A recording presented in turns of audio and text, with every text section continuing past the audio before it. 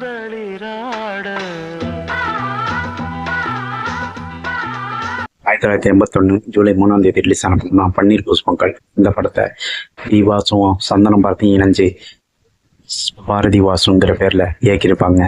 இந்த படம் தான் அவங்களுக்கு அறிமுக படம். இந்த படத்துல சுரேஷுங்கிற ஒரு அறிமுகம் இருப்பாரு நடிகர்.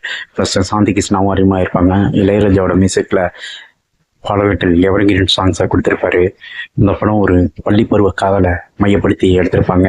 அது அந்த காலகட்டத்துல அனைத்து ரசிகர்களையும் குறிப்பா இளைஞர்களையும் மிகவும் கவர்ந்தன்னு தான் சொல்லணும். ஒரு உணர்வுபூர்வமா கொடுத்திருப்பாங்க.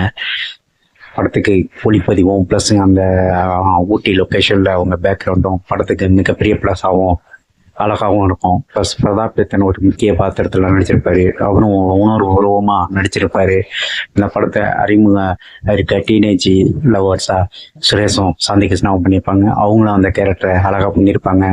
இது ஒரு ஃபீல் குட் மூவியா 100 days ஒன்ன ஒரு மூவி.